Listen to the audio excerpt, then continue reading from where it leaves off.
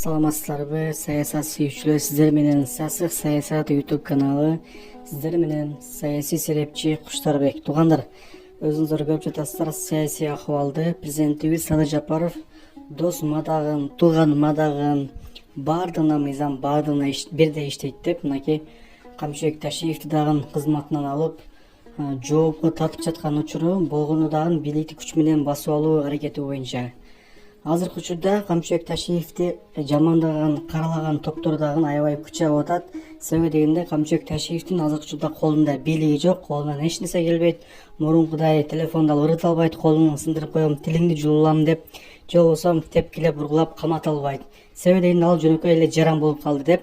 Азыр Камчыбек Ташиевден анын командасынан запка жегендердин баардыгы кайрылуу жасап, арыз жазып жаткан учуру.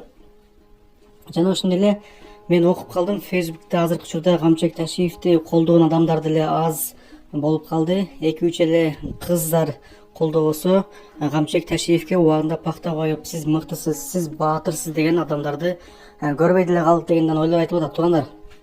Жана ошондой эле Камчыбек Ташиев үчүн жанымды беремин, Камчыбек Ташиев үчүн өлгөнгө дагы даярмын деген дагы бир адамдын постун окуп калдым. Себеби дегенде Камчыбек Ташиев келгенден бери мамлекетте болуп көрбөгөндөй өзгөрүү болду. Камчыбек Ташиев ушул иштердин баардыгын өзү кылды деген дагы Камчыбек Ташиевдин фанаттары дейбизби, же болбосо шайлоочулары дейбизби бар экен. Чындыгында абал кандай? Президентибиз Садыр Жапаров катардагы сиз экөөбүзгө окшогон адам эмес. Ал президент, ал биздин ана башчыбыз, ал биздин сизге жагабы, жакпайбы, ал биздин ажообуз.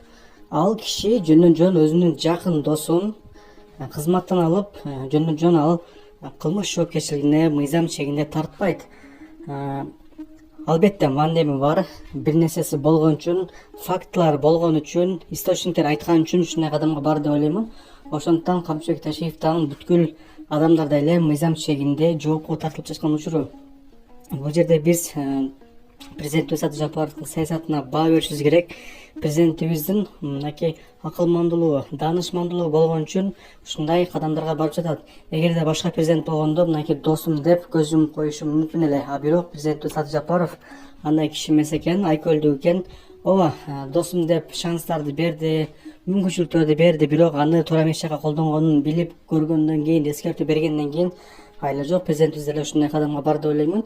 Жана ошондой эле Камчыбек Ташиевдин нанын жеп, чайын ичип жүргөндөр азыр көрүнбөй эле, ошо 2-3 эле ботекс деп коюшат экен, ошо Facebook тармагында катындар эле мактап атышат дейт да.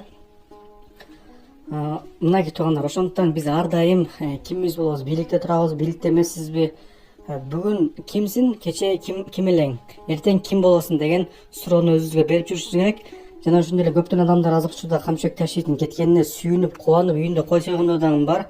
Албетте жашоо бумеранг деп коет. Эгерде бир жетимди ыйлаткан болсоң, бир байкушта сызаткан болсоң, бир энени какшатып ыйлатып, уулуң камаган болсоң, ал сенин башыңа сөзсүз ушул дүйнөдө келет. Ошондуктан баардыгыбыз аманатка кыянат кылбастан президентибиздин саясатын колдойлу. Сиздерден ушул боюнча өзүңүздөрдүн ой пикириңиздерди жазып коюңуздар.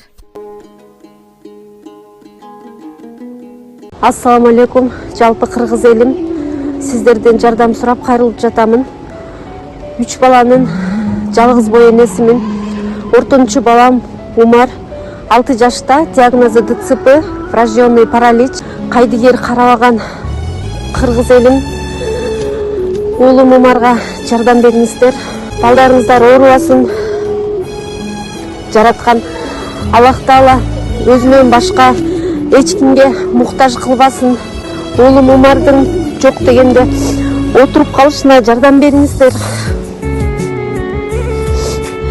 Балам жок дегенде өзүнүн тамагын өзү ичкенге жардам бериңиздер, суранамын. Уулум Умарды таштабаңыздар.